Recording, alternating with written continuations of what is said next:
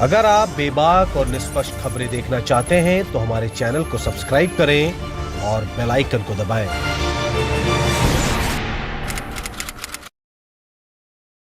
लेकिन मैं जो देख करके आया हूं 19 दिन पीजीआई में, मैं वो सच्चाई आपको बताना चाहता हूं, सदन के माध्यम से उत्तर प्रदेश को बताना चाहता हूं और सदन के माध्यम से अपने सभी माननीयों को भी बताना चाहता हूं कि कोई गलत फहमी में न रहे। हम तो ये कहेंगे, भगवान से प्रार्थना करेंगे कि किसी को कोरोना ना हो।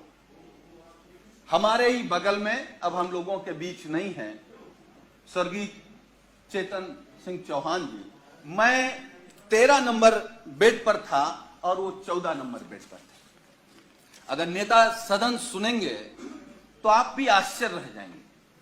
मैं 11 जुलाई को दोपहर में एडमिट हुआ और माननीय मंत्री जी 11 जुलाई की शाम को 5 बजे एडमिट हुए। और अब मैं जो कहने जा रहा हूं वो दुर्भाग्य है हमारा भी, माननीयों का भी, और जो लोग अस्पताल में भर्ती हो रहे हैं उनका भी। 8 लोगों का वार्ड, माननीय जी, 8 लोगों का वार्ड, जहां 8 कोरोना संक्रमित लोग होते हैं। डॉक्टरों की, नर्सों की और वहां की टीम आती है तो गेट से ही पूछते हैं कि चेतन कौन है।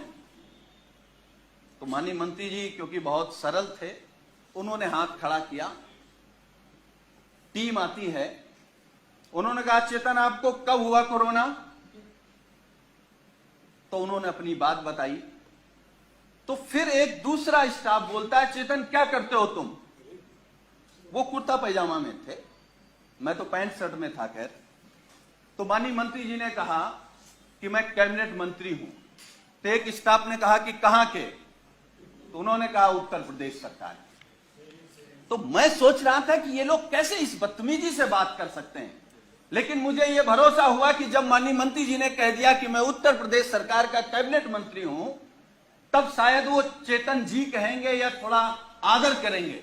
लेकिन ये सुनने के बाद भी जब पीजीआई के स्टाफ ने कहा कि चेतन तुम्हारे घर में और कौन कौन संक्रमित है, तो मुझे गुस्सा भी आया, दुख भी हुआ और सरकार पे भी गुस्सा आया।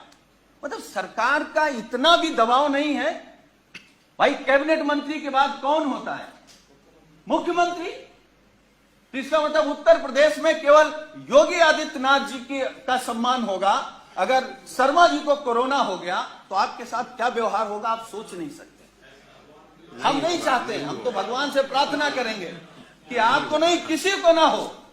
लेकिन उसके बाद मान्यवर, मुझे जब गुस्सा आया, मैं अपना गुस्सा नहीं रोक पाया, तो मैंने डॉक्टर से कहा कि आप जानते हैं कौन है? चलिए आप नहीं प्रभाव में आ रहे हैं कि ये योगी सरकार के कैबिनेट मंत्री हैं, ये वो हैं जो देश के लिए क्रिकेट खेलते थे। तो उस डॉक्टर ने कहा अच्छा ये वो चेतन है, और ये कहते हुए डॉक्टर और स्टाफ पूरा चला गया। वो 2 दिन तक हमारे बगल में रहे। मतलब वो, मैं ये कह सकता हूं कि जिस घुटन में थे वो माननीय शर्मा जी नहीं महसूस कर सकते। और मुझे जो शब्द नहीं कहना चाहिए, वो कोरोना से हमको आपको छोड़ के नहीं गए, सरकार की अव्यवस्था से हमको आपको छोड़ करके गए। मतलब इतना गंभीर मामला। और मान्यवर, मैं दूसरी बात बता रहा हूं, मैं 19 समाप्त कर नहीं, मैं समाप्त कर दूंगा। अब हमारा केवल दर्द सुन लीजिए। जी। मैं 19 दिन तक एडमिट था। 11वें दिन हमारी फिर टेस्ट हुआ, मैं फिर पॉजिटिव आ गया। फिर 4 दिन बाद टेस्ट हुआ, फिर पॉजिटिव आ गया। हमारे माननीय राष्ट्रीय अध्यक्ष, हमारे नेता माननीय अखिलेश यादव जी ने फोन से हमसे कहा कि सरकार का शासनादेश हो गया है कि तुम घर पर रह करके ठीक हो सकते हो, इस सरकार की व्यवस्था पर भरोसा मत करो और जांच करा करके आप लिख करके देख आओ कि हमको इलाज नहीं कराना, हम होम क्वारंटीन रहना चाहते हैं। अब मैं वो बात बताने जा रहा हूं मान्यवर आपको। मैंने राष्ट्रीय अध्यक्ष जी से अनुरोध किया कि एक जांच और करा लेते हैं, हो सकता है कि हम निगेटिव आ जाए। हमारी एक जांच हुई जिसमें मैं पॉजिटिव आया। नर्स ने कहा कि आप पॉजिटिव हैं, डॉक्टर की टीम आई, उन्होंने कहा कि आप पॉजिटिव हैं या नहीं हैं, हमको दूसरा टेस्ट करना पड़ेगा। हमारा सुबह दूसरा टेस्ट हुआ, जब दूसरा टेस्ट हुआ, जब शाम को मैंने कहा कि हमारी रिपोर्ट क्या आई, तो उन्होंने कहा कि आपका रैपर बदल गया था, इसलिए शाम को तीसरा टेस्ट होगा। जब तीसरा टेस्ट हुआ तो सुबह हमने पूछा कि हमारी रिपोर्ट क्या है, तो डॉक्टरों ने कहा कि आपका सैंपल बदल गया है, इसलिए आपका चौथा टेस्ट होगा। हमारा चौथा टेस्ट हुआ। चौथे टेस्ट में मानवर जानते क्या हुआ? जब हमने रिपोर्ट पूछा तो उन्होंने कहा कि आपका फार्म तो वहां चला गया था लेकिन सैंपल नहीं गया है। तो हमने कहा पांचवा कर लो। हमारा पांचवा टेस्ट हुआ।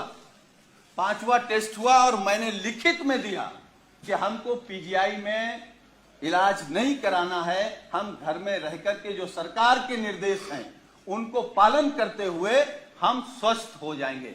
मैं पहला पेशेंट हूं सरकार के निर्देश के बाद जो ये लिख करके आया कि मुझे नहीं इलाज कराना। मैं ये नहीं कह रहा हूं कि हम सभी डॉक्टरों पर सवाल खड़ा कर रहे हैं।